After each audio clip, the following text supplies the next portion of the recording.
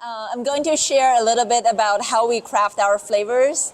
I don't know if you ever tried to make a chocolate or you are a chocolate maker, but there are some like really technical part. I always share this to everyone because I think everyone could be a great chocolate maker. And I hope you can try to experiment some of these things I shared in today's presentation to make your very own craft chocolate. So a little bit about myself. I studied biology in college. I'm not, I guess nobody's majored in chocolate making in their university because there's no such major. But like biology really taught me how to make experiment, how to build your control group and make experiment, which is very similar in food crafting. Like I'm sure like if you make turkey for Thanksgiving, every year if you change a little, you are working towards your perfect turkey. So the same way in chocolate and dessert making. And then I joined a consulting firm after graduation, and that gave me built me like the problem solving skill and also making spreadsheets to calculate how can I survive as a business owner, as kind of prepared me for the future. But also more importantly, the company paid me to travel all over the place, so I could taste all the different dessert, especially in like Belgium and Paris and Japan. And then I worked for the consulting firm for 4 years, and then I quit. I thought I'm going to business school, but then I decided maybe I can try to build my own business, because that was also when I was in the consulting firm, we did a pro bono project in Sichuan province. So I was born and raised in Beijing. I actually just moved to the States 3 years ago. So I did a pro bono project in Sichuan after the big earthquake where like tens of thousands of people died in the earthquake. And during that project that I realized it's really like the local business owners who are really try to solve the problem for like employment. That's the only way like people can regain to get the money to rebuild their homes. Like relying on the government or relying on nonprofit organization is really difficult.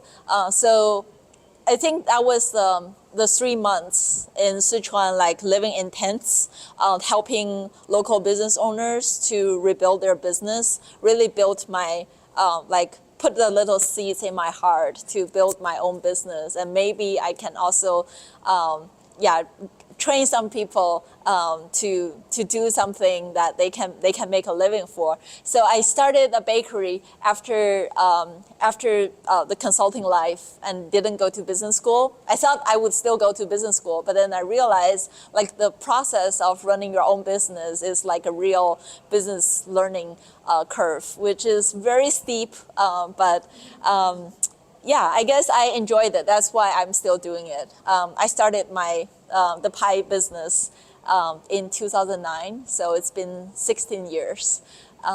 So this is my business partner, Mark. He's from the Midwest. He's from Southern Illinois, near St. Louis. He really liked Chinese culture, so he came to China in 2004 to study Mandarin, and then returned to, he's actually double majored in computer science and Mandarin in Stanford, like also not in chocolate or pie baking major. The two of us, so Mark really missed pies, and I have a big sweet tooth, and he knows how to bake pies from his grandma. So we actually just rely on a stack of his grandma's recipe to start the business. We were the only pie makers in Beijing back in 2009. And we were selling the pies to local American expats who miss their, like, this nostalgic American pie flavor. And also like we were like getting all kinds of interesting requests, like making savory pies, like making some mince pies. I was like, I don't know how to make a mince pie, or making add like cheddar cheese on your apple pie because that's a Canadian tradition. So I always have a passion in like learning different cultures or building cultures together. And so we started to get to know, like I started to get to know more Western cultures through the pie business in Beijing. And that was like the peak time of China's like international relationship. And after that, gradually, like less and less expats stayed in China for all kinds of reasons. So we thought as a business, we need to survive. So we need to cater more towards local the local palates. So but we don't want to give up on American pastries. Like I love American pastries. It's like so hearty, like a pie is like full of apples. You put like 9 apples. We throw 9 apples in a pie. Like we throw a lot of bananas in our banana cream pie, or make a Boston cream pie. So we started to use Asian ingredients in like a cupcake, or this is a red velvet cake. It looks crazy, but it has like a chocolate temple of heaven, some like black sesame cream like mountains and matcha trees on it. So then we like using Asian ingredients in Western dessert have been like our hobby until and also we have to change our name from Pie House to Pantry's Best because someone registered our logo, our trademark. And yeah, that's also a lesson learned. Like in China, if you don't register your name, like someone register a name before you, even if you are using the name, they own the trademark. And I don't have the money to buy the name back from them. So we just decided, well, we're not big. Let's just change the name. And also we sell more things beyond pies. So we want to name ourselves like Pantry's Best because we want to use, it's like finding the best ingredients in your home pantry. And chocolate is one of the most important ingredients. And I ran into bean to bar chocolate actually not in the States, but in India. Because in year 2017, after running the business for 8 years, I had a major like burnout. I felt like I need to find a reason why I'm still doing this. Because at the beginning, it's really because I feel like, I get a lot of joy from like just delivering those pastries to people. Like our Chinese name actually translated to delivering happiness. But like running a business, we run into all kinds of obstacles. Like and the government will go after you when they see you getting bigger. They want to charge you all kinds of extra fees, and we run into some like the competitors like doing harmful things to us. So I really started to question, is that something I still want to do in the long term? So I took a break. I first went to India for 3 months. I lived in a small city called Mysore. It's not too far from Bangalore, like 4 hours drive from Bangalore. And there I ran into a craft chocolate maker who use local like Indian cacao, and it's almost like nonprofit because they hire like local India females, because females job situation in India is very, very difficult.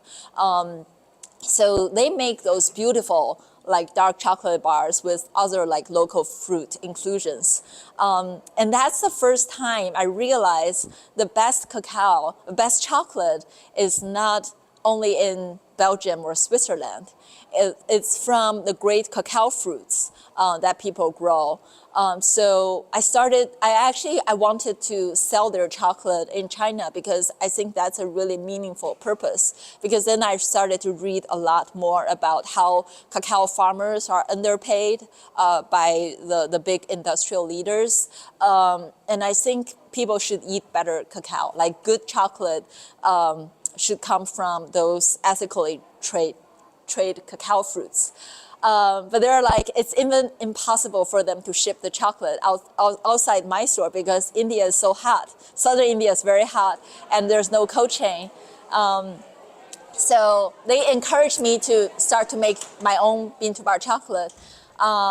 And after India, I went to Japan for 6 months. That's a chocolate showpiece I made when I was studying in Japan. I studied in the Cordon Bleu in Tokyo, and my teacher is actually used to be a professional chocolate maker. So he really encouraged me to start like a chocolate business. He was like, "You have been making dessert for so many times. You have a lot of experiences in like flavors and like all your understanding in the ingredients can benefit you when you make chocolate." He was like, "Don't just give up, like because of you burn out. You have a burnout from your business. If you start something new, you'll have another burnout." And I think that makes sense. And also, that's actually like the Japanese attitude. Like people will do things for, like a family will run the business for hundreds of years. And they believe like however small it is, if you just, you pay your dedication to it, it's totally worthwhile. So my grandma was born and raised in Japan. So like spending that 6 months in Japan, like really helped me find my passion back. And I think I should just try to do it better. Like doing anything could get myself into a lot of difficulties. So that's me in southern China. So after I returned to China, I first started to try like finding good like cacao in China. So I did some like fermentation experiment, and that process really helped me understand better about like cacao fermentation, different species of cacao, how to tell what beans are better than the others. So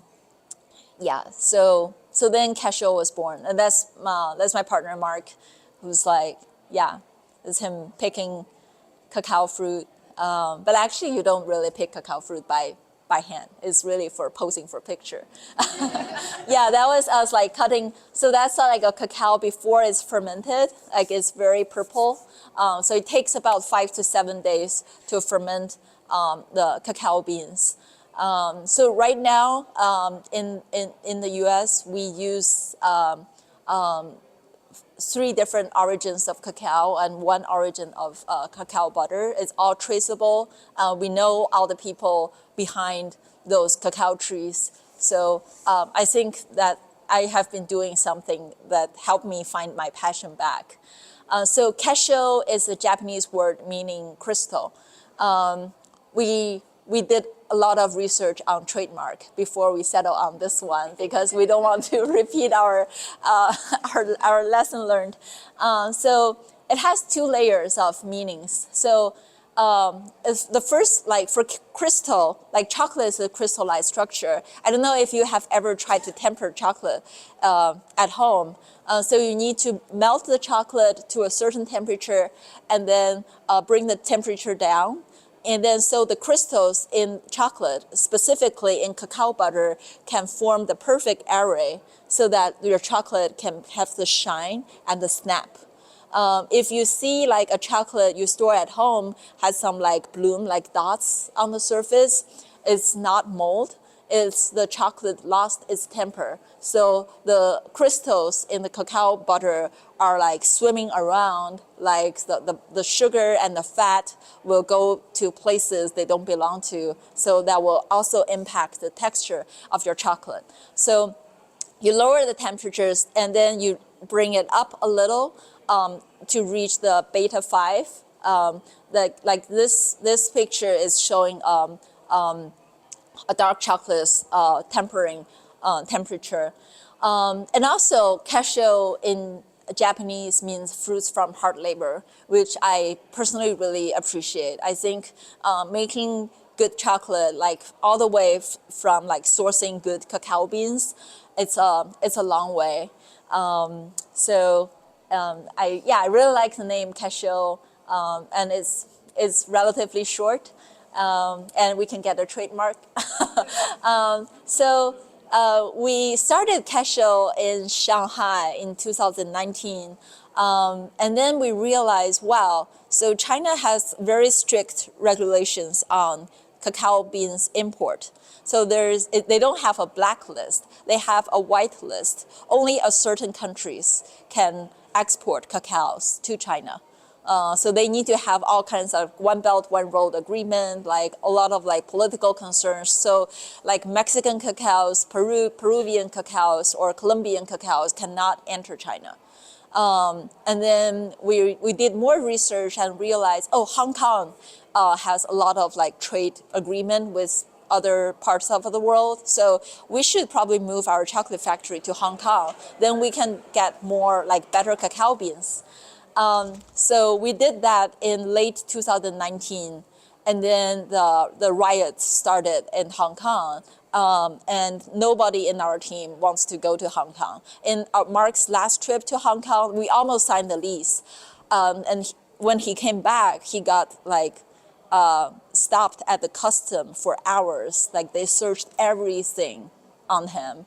And that really brought him some traumatized experience. And he's like, let's do not do it in Hong Kong. And then COVID started. And that year in 2020, we actually got a world final like invitation to submit our chocolate to London. And Mark was on his way back to Midwest. So he was like, I'll make a detour. I'll fly to London, drop off those chocolate to the States, and then come back to Shanghai.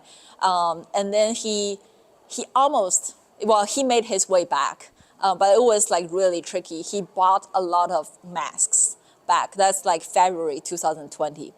And that's like the starting of the COVID phase. And then our shop got have to close because of COVID. And it was like so like interrupted.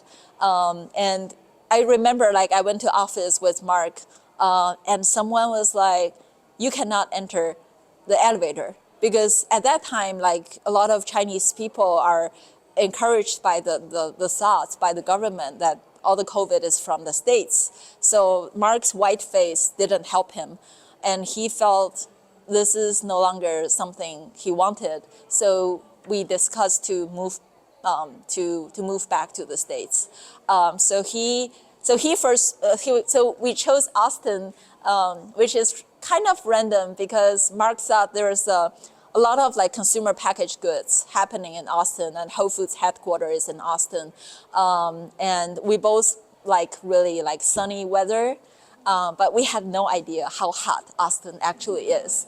And we found our kitchen space in winter 2022. And we thought, this is great. Like, it's in a pretty poor neighborhood in Austin, so it's relatively affordable for us. But we didn't realize how terrible the insulation is. So we got a kitchen in winter, and we were really happy. Like, everything is perfect. It's a really good deal. And entering the summer, we realized there is no way for us to temper chocolate. Everything we temper, as soon as it get out of the mold, it starts to melt. So that's why we actually started to make gelatos in Austin, because there are too many melted chocolate. And we can turn these like Asian flavors into like different chocolate flavors. So, and I found a food truck location near my house. So yeah, so it's kind of opening up a new thing. So we make Asian-inspired chocolate and gelatos now. And in summertime, definitely, it helps us to survive through the summer. And also the cacao price was surging in 2023, which also saved us because we can sell more gelatos to make up the loss we had in chocolate. So I feel really lucky, like the entire journey from Beijing to Shanghai and to Austin.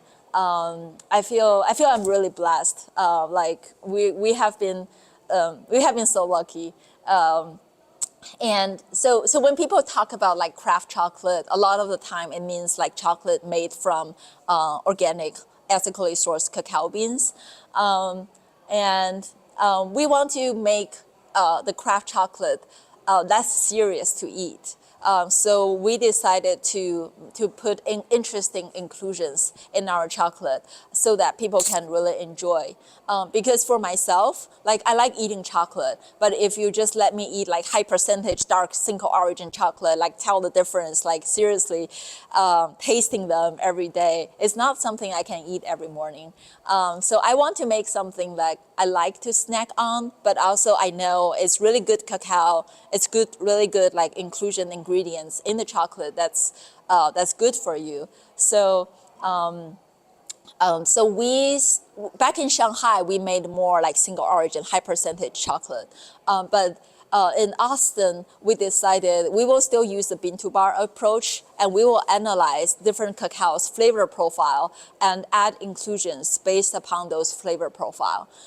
So I took the international like chocolate associations class on like chocolate tasting, and so these are the flavor reel. It's very similar with coffee, also wine, like because chocolate, coffee, and wine, they're all from crops. They're all like agricultural products. So it has its original profile. And we try to build inclusion flavors onto these. So like every time when we receive a batch of cacao beans, we will roast them in a standard temperature and humidity, and to get like a baseline of those flavor profile.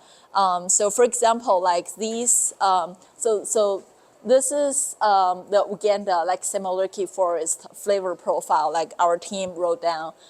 So we use them to produce like a mulled wine. We have a mulled wine bar. We have a raspberry bar. We also have like salted plum bar. So these are all made with Uganda cacao, and the upper part is like citrusy, like banana, like cherry. Those more like the citrusy notes belongs to the Tanzanian cacao. So we made our yuzu dark milk chocolate using the Tanzanian cacao. So and also like the other circle here is when we light roast the Uganda beans, the flavor profile will change, and then so when we make like those berry bars, we will light roast the beans, and when we make a more like a darker notes, like we have a lamb skewer bar using Uganda cacao. That's a darker roast for the cacao. Yeah, so understanding the unique flavor profiles is really important. Like for example, if you get some single origin chocolate back home and you want to make them into a dessert, you can build upon those chocolates, original flavor notes, and make your own like orange brownie using single origin Tanzanian cacao, or a really like fudgy brownie using like a cacao from Ghana. So these are the fact sheets we receive every year when we get a new harvest. So they will, like these transparent data will tell you like how much they pay. But this is still like 2023 data. So when back then cacao is still much cheaper. It's about like the price has been doubled since then. Yeah, so that's how we do like, you can see those cacao beans colors and shape is a little different. That's how we do like between different harvests, between different origins. And every time when we go to like a chocolate event like this, we will meet some new farmers, we will get their beans, and we will try, oh, maybe this bean can make into a new like apple bar, or yeah, something. So that's how we do our experiment. So we use Uganda cacao to make a raspberry bar. And a lot of people ask me like how you decide what new flavors to make. We have a pink Himalayan salt, and there is a customer messaging us like saying she really enjoyed eating the raspberry and the pink salt together. And that gave me an inspiration. It reminded me of this. This is umeboshi. It's a Japanese like salted juicy plum. People cook with rice. So you can try like cooking this using this plum. Maybe you can find it in some like local Japanese market with rice. It gives the rice a nice like salty like tart flavor. when I first traveled to Japan as a student, I have no idea what that is. And I thought it's a snack.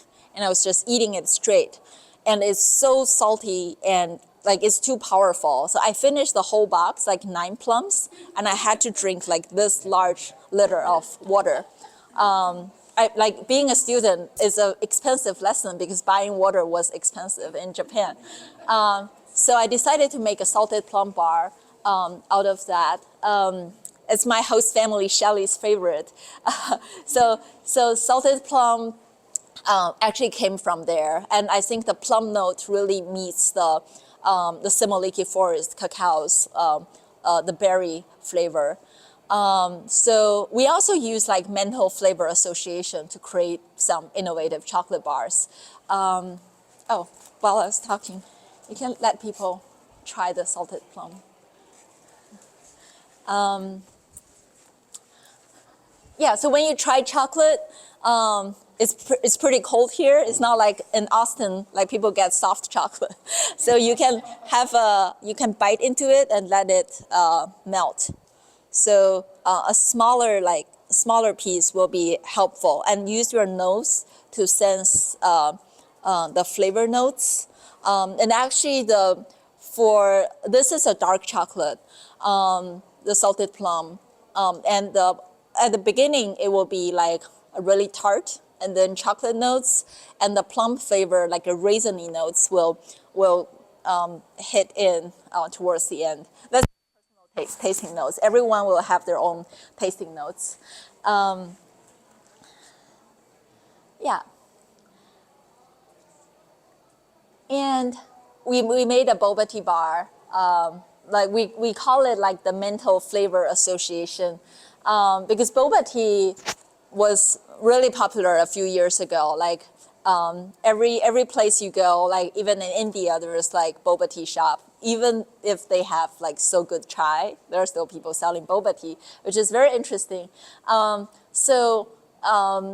always want to. I used to say there is nothing. There is no conflicts that a cup of boba tea cannot resolve. Sometimes I feel like there are so many like conflicts between different countries now, but if they can better understand each other's cuisine, maybe a lot of problems can be solved. So for boba tea, we use the cacao is from Cayapas River in Ecuador. You can pass out this boba tea. So you recommend boba tea in White House? Yeah, I think so. They should drink more boba tea. Yeah, so the cacao itself carries a natural astringency. It actually could be a defect in the fermentation, but we decided to use that because we got too many bags, and it was an accident. Like like making Bintu bar is risky because you tasted a batch, like maybe this amount of beans, but when you actually receive a full, like a half a container, you realize, oh, it's different from the batch, and you've already paid all the farmers, and like it's crops, so it happens. So we decided to make into a tea bar because it carries a stringency. So and I love drinking tea, so we use a black tea from southern China. And we replace most of the cane sugar with organic dark molasses sugar, because the boba pearls are actually, you just cook the boba pearls in dark molasses sugar, which brings you like the boba tea association.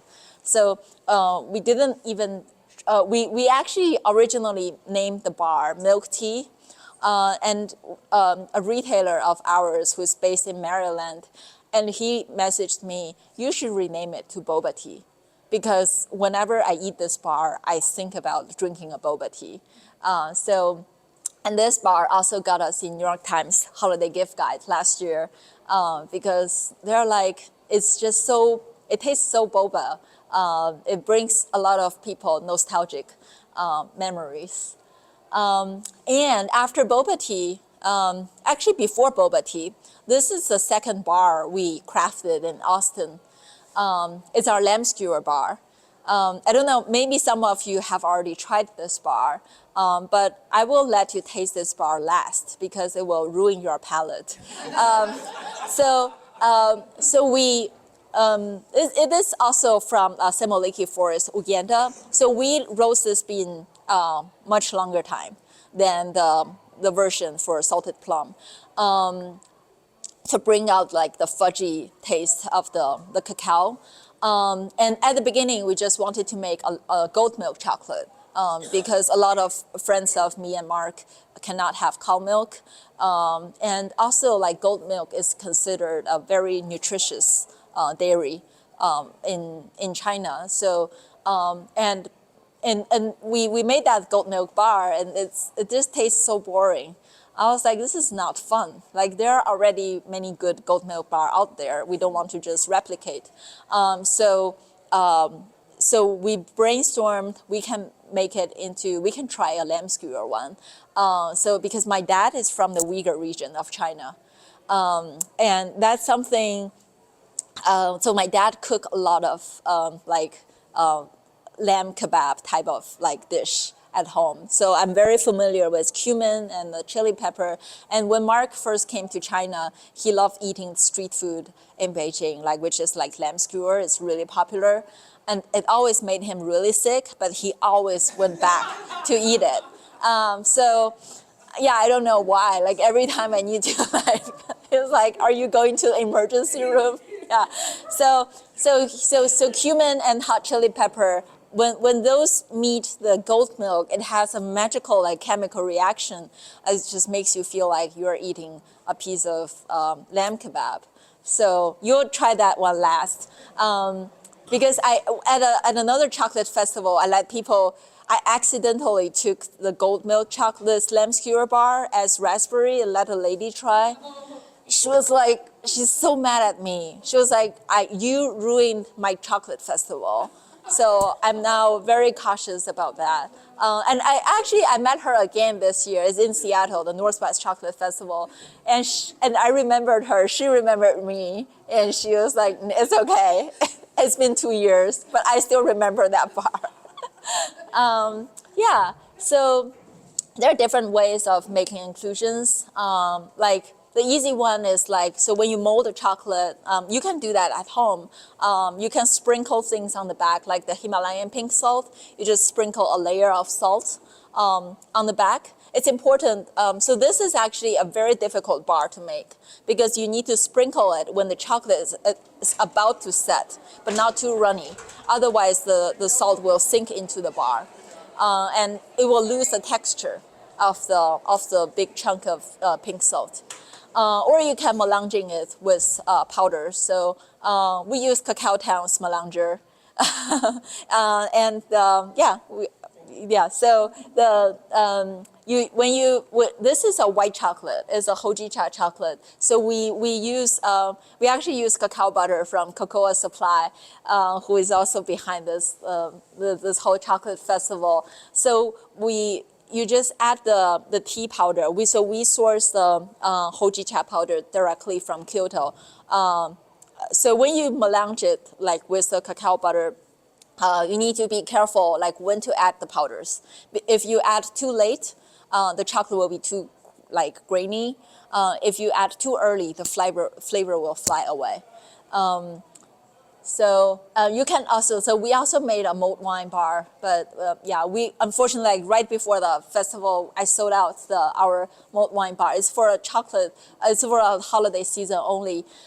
So we soaked the cacao nibs in a mixture of marsala wine, Cointreau, and rum, and we dried it, and then we added more cinnamon powder in the melanger, and we added more cacao nibs back into the chocolate. So it brings you like a feeling of drinking a mulled wine, but actually if you soak the nibs in the alcohol and you use it, it keeps the flavor, but there's no alcohol content in it.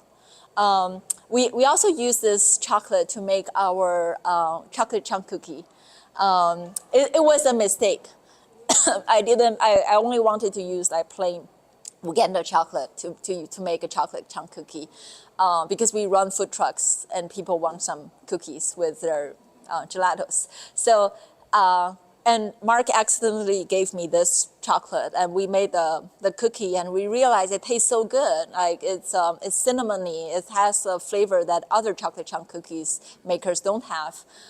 So right now we only make the chocolate bar for the holiday season, but we make the chocolate all year long for our cookies. So you can also like add inclusions during tempering. This is the last, the third one we can taste is the black sesame. So we toast the black sesame seeds and we melange with the cacao butter. And then when the chocolate enter the tempering machine, like before molding, we will use a big wok to stir fry the black sesame seeds with a hint of sea salt. And when the sesame seeds is still very hot, we throw that into the tempering machine. So we'll burn the cacao butter and the sugar a little. So it's almost, you can hear the sizzling sound. And that brings out like a little smoky nose and very like nutty, and keeps the sesame seeds, the crunchiness, because cacao butter is like a coat, like covering the sesame seeds. But it's, Remove the skin or keep the skin? we keep the skin, yeah. So it's a very, it's very challenging because we need to clean the tempering machine thoroughly every time when we make a batch. But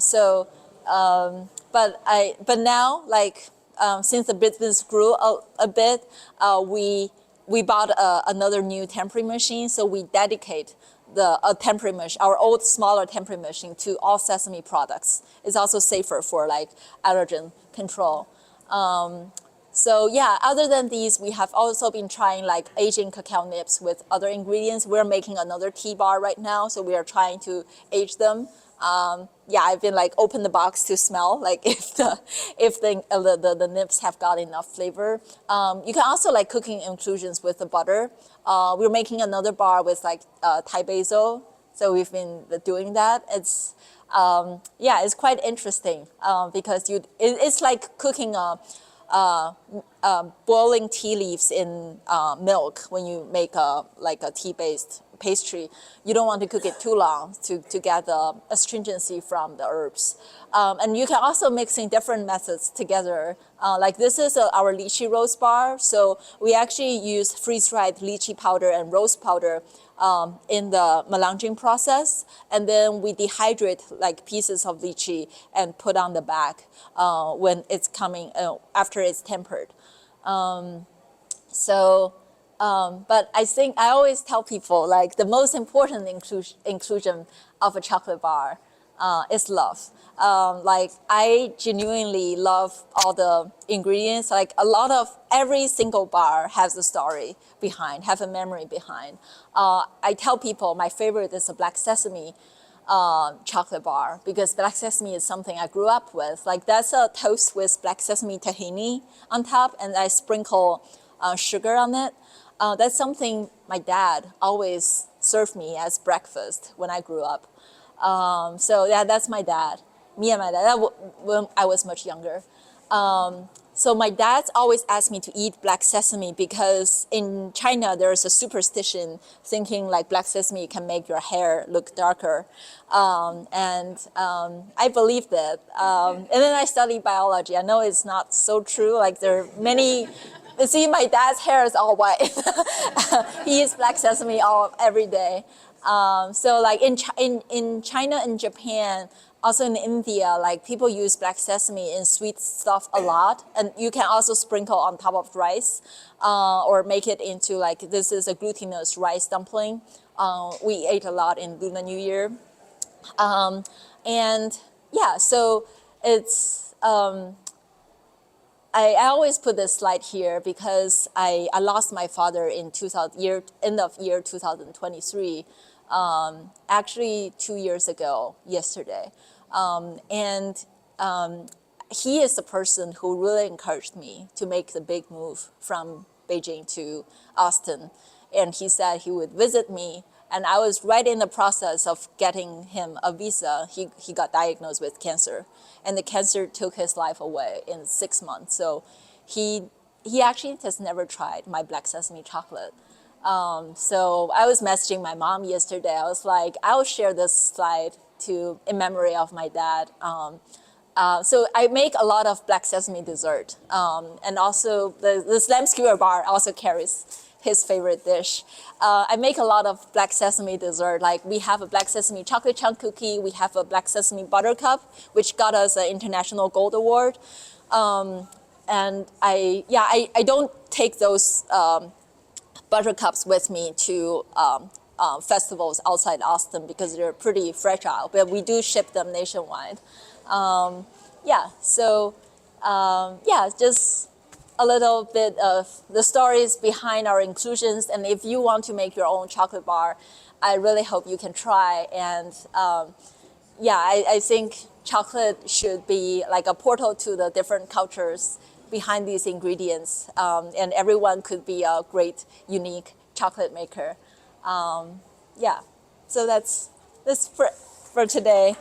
I'm sorry made you wait for a little bit at the beginning. Thank you.